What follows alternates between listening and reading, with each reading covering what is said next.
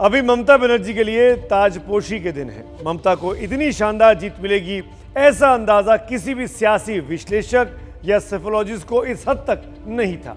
ममता की आंधी में बीजेपी की राइटर्स बिल्डिंग तक पहुंचने के सपने धुल गए हैं, तो कांग्रेस और लेफ्ट पूरी तरीके से गायब दिखाई दे रही है। साफ हो चुकी है, एक अदद सीट तक नहीं आई है लेफ्ट को और कांग्रेस को। फिर भी दोनों पार्टियां बहुत खुश हैं। कहीं ममता की इस जीत में लेफ्ट, कांग्रेस और फुरफुरा शरीफ के गठबंधन की कोई सीक्रेट प्लान तो नहीं था। देखिए हमारी ये एक खोजी रिपोर्ट।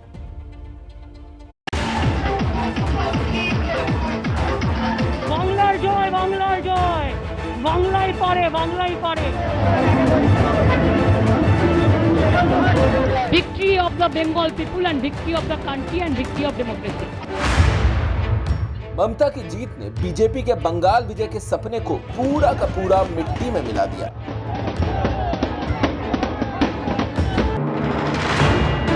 कहां तो सपना 200 पार का था, कहां तो शनार बांग्ला के नारे बंगाल की चुनावी रणभूमि में गूंज रहे थे,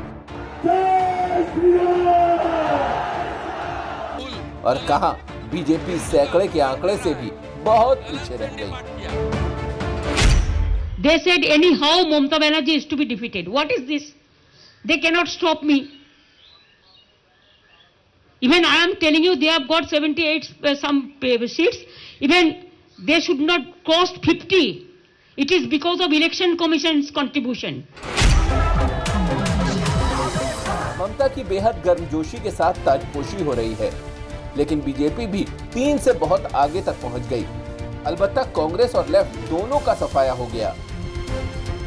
किसने सोचा होगा कि जिस कांग्रेस ने आजादी के बाद करीब 30 साल तक बंगाल पर राज किया और जिस लेफ्ट ने उसके बाद 34 साल तक उसका कोई नाम लेवा तक आज नहीं, कांग्रेस और लेफ्ट गठबंधन बंगाल में शून्य में विलीन हो गए, तो सवाल है कि ये उनकी रणनीति थी या कमजोरी।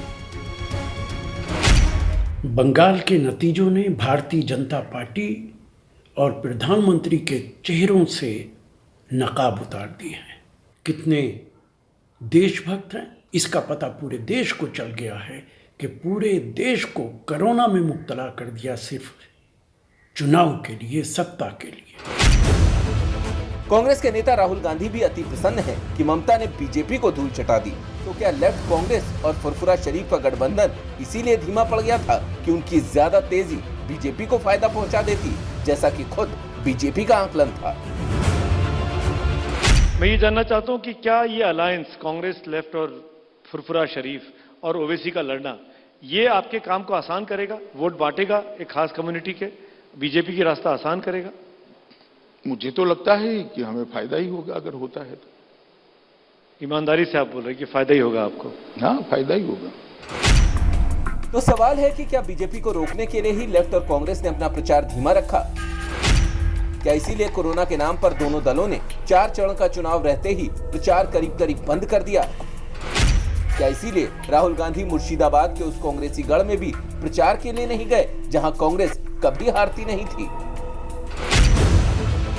अगर ऐसा है तो बीजेपी को रोकने में कांग्रेस और लेफ्ट कामयाब हो गए, लेकिन दूसरों की एक आंख फोड़ने के चक्कर में अपनी दोनों आंख गंवा बैठे। बस बची तो ममता की जय जयकार।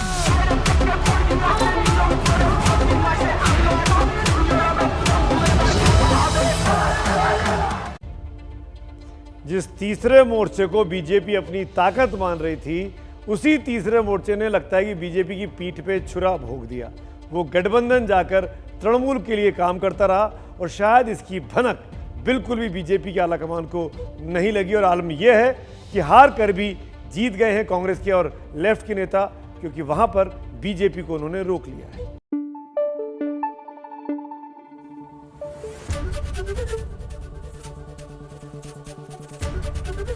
एबीपी न्यूज आपको रखे आगे।